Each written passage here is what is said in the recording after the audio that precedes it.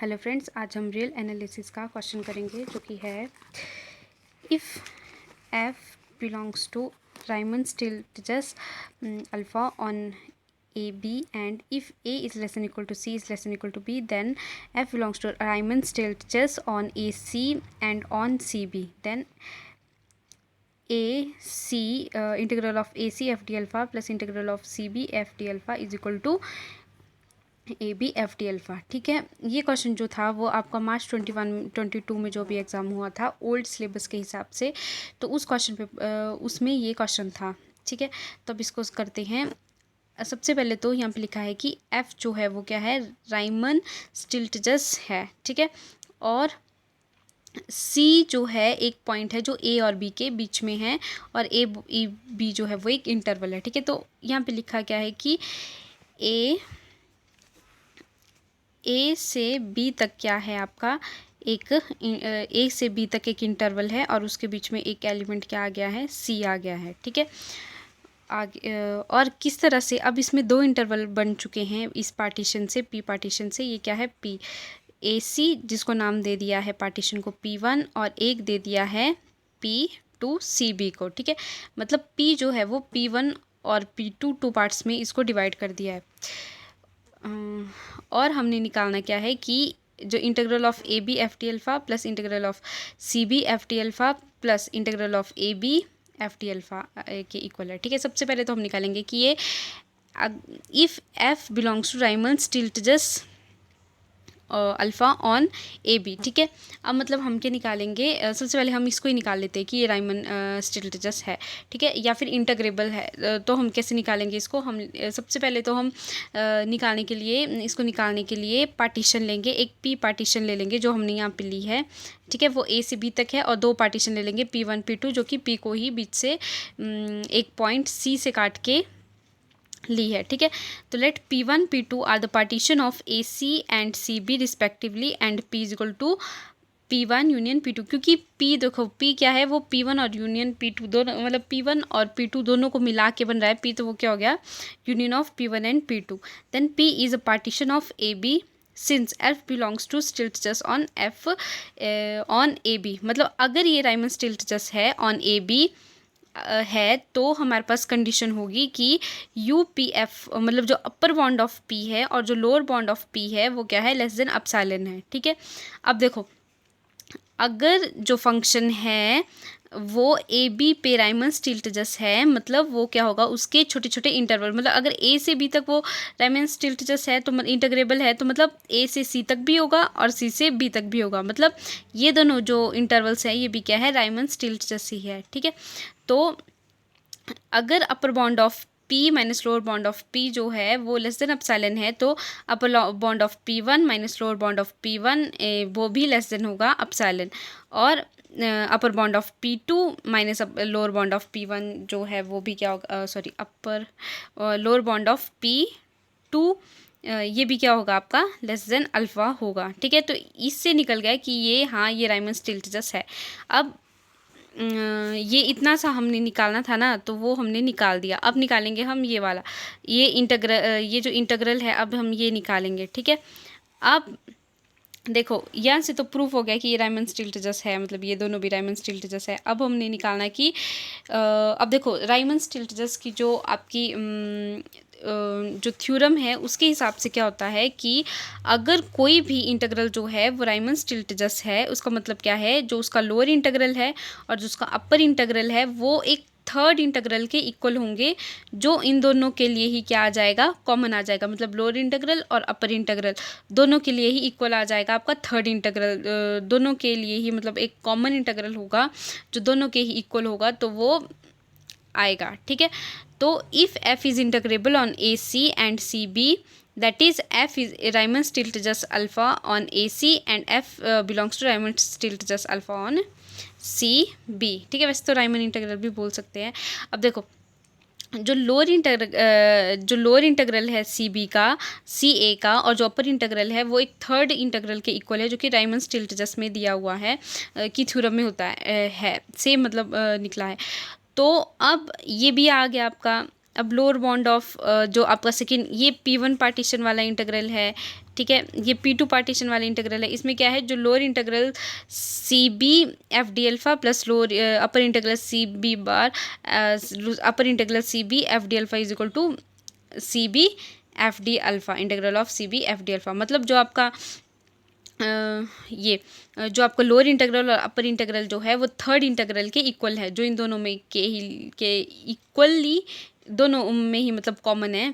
अब वैसे ही थर्ड आपका जो आ जाएगा वो आपका पूरा पी पार्टीशन आ जाएगा। तो पी पार्टीशन में भी वही लिखा हुआ है कि जो आपका lower integral of A B है और upper integral of A B है वो थर्ड कॉमन इंटीग्रल के इक्वल है, जो कि है A B F D alpha.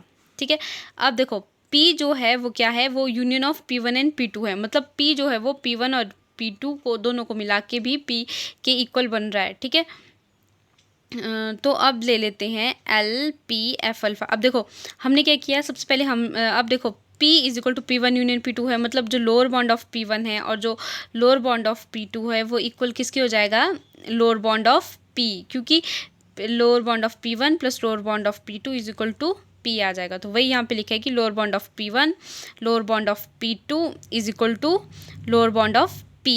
ठीक है, अब ये तो है लोअर बॉन्ड P का। अब is less than equal to lower integral of A B F D alpha which is equal to supremum of L P F alpha. अब देखो जैसे मान लो ये ए बी है आपके पास, ठीक है, ये आ गया आपके पास ए बी। अब इसमें जो फंक्शन की वैल्यू होगी वो मान लो इस तरह से जा रही है। ठीक है, अब इसकी सबसे छोटी वैल्यू जो है वो है ये, मतलब इसका लोअर बॉन्ड क्या आ गया, ये आ गया। ठीक है, अब ये जो है वो क्या है, सबसे छोटा बॉन्ड है, तो वो मान लो जो P है उसका सबसे छोटा बॉन्ड है ये। पर अगर इधर बोला है कि सुप्रीमम ऑफ लोअर बॉन्ड, ठीक है, सुप्रीमम ऑफ लोअर बॉन्ड मतलब वो ये तो हो नहीं सकता है, ठीक है, वो कोई और होगा। तो अभी तो हम इधर तो इसी की बात कर रहे हैं ना, तो मतलब ये क्या हो जाएगा, less than equal to F D alpha होगा। मतलब ये लोअर बॉन्ड का मतलब जितने भी लोअर बॉन्ड है उनका सबसे बड़ा जो लोअर बॉन्ड है उनमें वो है ये। और ये बात करें हम सबसे छोटे की, तो ये क्या हो जाएगा, ये लेस देन इक्वल टू हो जाएगा एफ डी अल्फ़ा, मतलब lower integral of A B, मतलब जो सुप्रीमम ऑफ लोअर बॉन्ड है। ठीक है, अब नेक्स्ट में हम क्या करेंगे, अब हमने निकाला तो हमने P1 P2 के बारे में ही है ना, तो हम क्या करेंगे, इसको कैंसिल कर देंगे और इन दोनों को lower bound of P1 lower bound of P2 इन दोनों के प्लस को हम इसके एफ डी अल्फ़ा मतलब सुप्रीमम ऑफ लोअर बॉन्ड के इक्वल लिख देंगे। वो हमने लिख दिया इधर, lower bound of P1 plus lower bound of P2 is less than equal to F D alpha. इसको नाम दे दिया equation 3। Now taking the supremum over all the partition P1 and P2 we get. अब देखो हमने क्या किया, हमने सुप्रीमम ले लिया over all the partition P1 and P2, P1 P2 दोनों के ही सुप्रीमम ले लिया मतलब हमने। ठीक है, अब हमने क्या किया, इसको जो है इसका सुप्रीमम क्या आ जाएगा, वो आ जाएगा F D alpha A C plus P2 का क्या आ जाएगा, C B F D alpha is less than equal to A B F D alpha. अब देखो ये कैसे आया, अब इसमें इंटीग्रल क्यों, मतलब इसमें जो नीचे बार जैसा होता है ना वो क्यों नहीं है, क्योंकि यहाँ पे देखना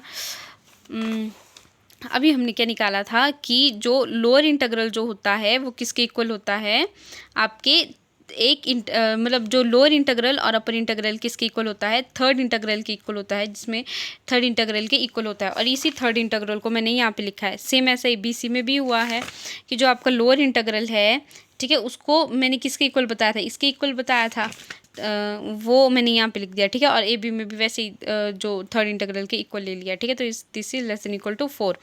नाउ अब निकाल लिया हमने लोअर इंटीग्रल, अब हम निकालेंगे अपर इंटीग्रल। तो upper integral of P1 plus upper integral of P2 is equal to upper integral of PF alpha.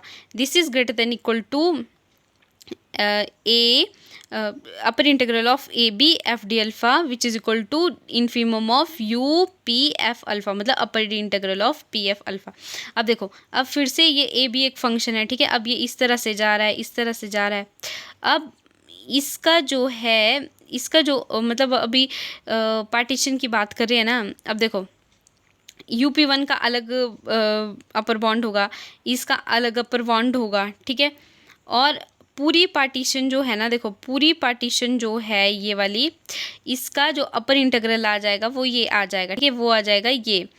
और जो आपका ये हुई आपका अपर इंटीग्रल, मतलब सबसे बड़ा जो एक तरह से इंटीग्रल जो होगा इसका, सबसे बड़ा इंटीग्रल अपर बाउंड जो होगा मतलब इसका, वो आ जाएगा ये।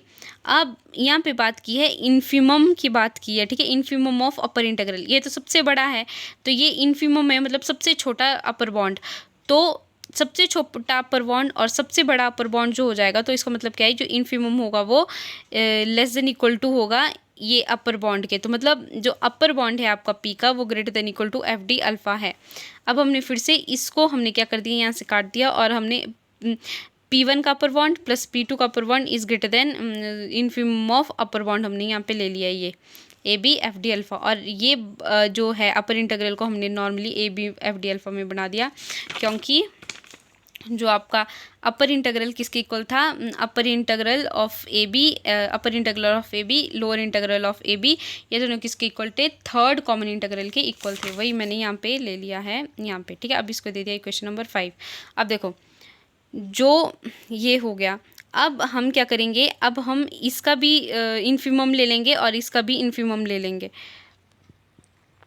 तो इसका इन्फिमम क्या आ जाएगा, A C F D alpha ये आ गया P1 का, और plus C B F D alpha ये आ गया C2 का, P2 का, ठीक है। इन दोनों का जो अपर जो infimum of upper bound of P1, infimum of upper bound of P2 is greater than equal to upper bound of P, ठीक है। अब इसमें देखो कैसे आया था, क्योंकि ये आ गई आपकी